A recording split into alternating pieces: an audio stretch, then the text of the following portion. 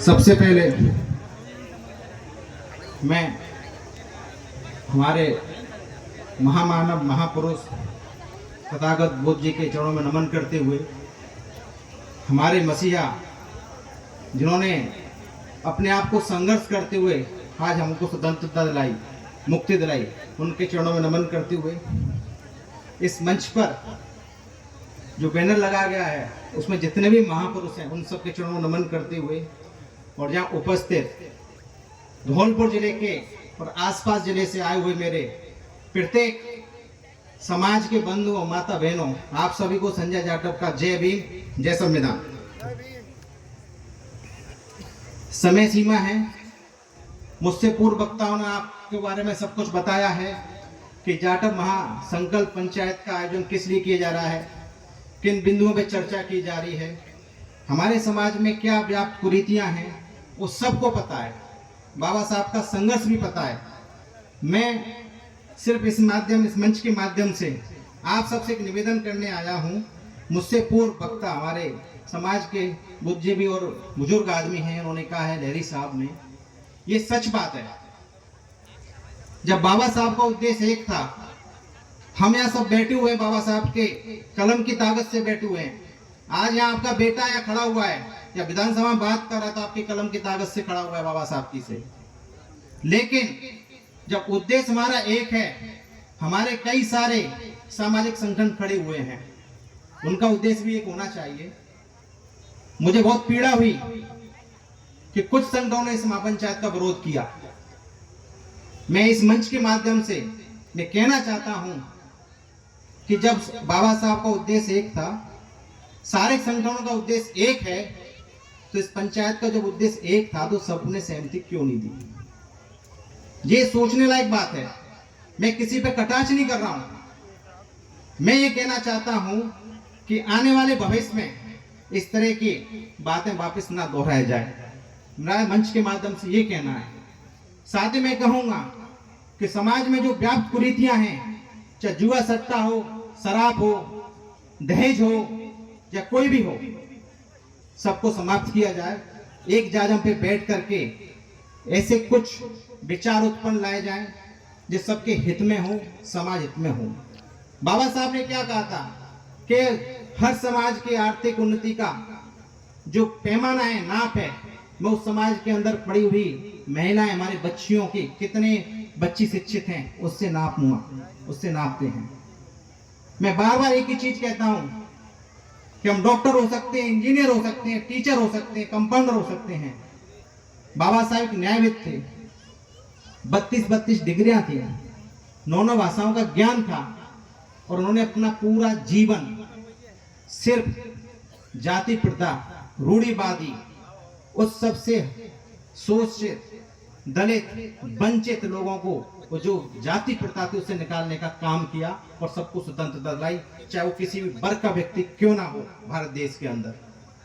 हमें सोचना चाहिए, उनके विचारों को, उनके आदर्शों पे चलना चाहिए। लेकिन हम क्या करते हैं? सिर्फ आते हैं, बातें करते हैं, गोष्ठी करते हैं, विचार करते हैं, लेकिन घर जाके भूल जाते हैं। अगर हमें सही मायने में उनके बताए हुए रास्ते पे चलना है तो आज ही, चाहे मैं हूं चाहे आप हो, हम सबको यहीं से प्रण लेकर के सुधार करना पड़ेगा। तो हमारा समाज सुधरेगा, अन्यथा हम ऐसे आएंगे और ऐसे ही चले जाएंगे। बुरा मत माना चीज का, क्योंकि मैं जब जाता हूं, देखता हूं, आज मुझे 10 साल हो गए। मैं आज जो खड़ा हूं यहाँ पे, आप सबके सहयोग से, बाबा साहब के कलम की ताकत से खड़ा हूं। मैं आपसे पीछे नहीं हूं।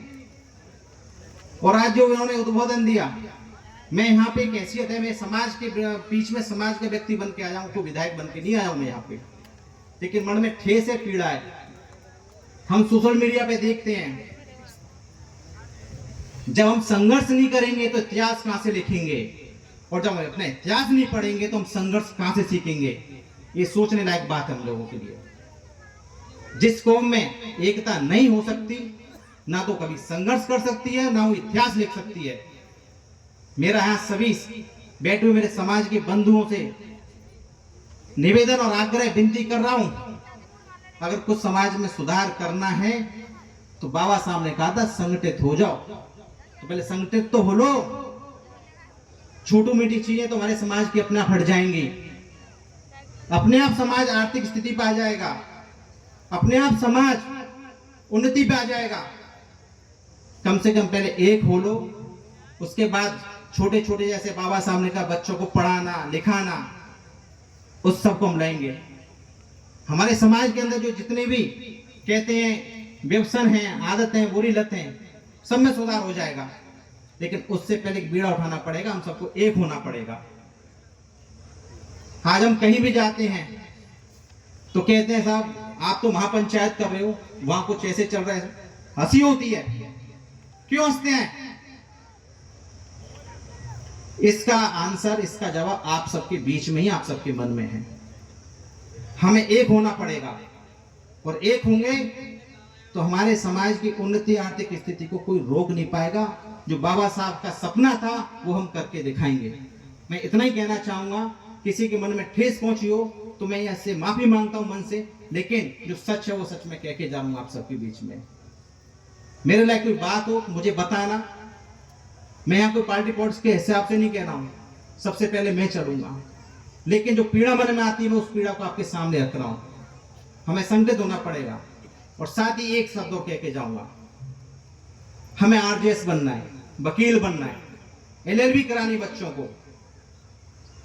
मैं गुवाहाटी में भी कहा था, हर जगह जाता हूं समाज के फंक्शन में हमेशा कहता हूं, आप मुझे हाथ उठा के कह दो कि आपका बेटा या आप में से कौन एलएलबी कर रहा है, हाथ उठा के बताओ कोई हो तो। यहाँ 1 2 उठाओ हाथ। इसलिए कह रहा हूं हमें कामयाब नहीं काबिल बनना है, आने वाली पीढ़ी को काबिल बनाओ।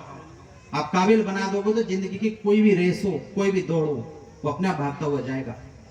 मेरा इतना ही कहना है, और कोई गलत हो तो मुझे माफी देना। जय भीम, जय भारत, जय संविधान। बहुत धन्यवाद एमएलए साहब।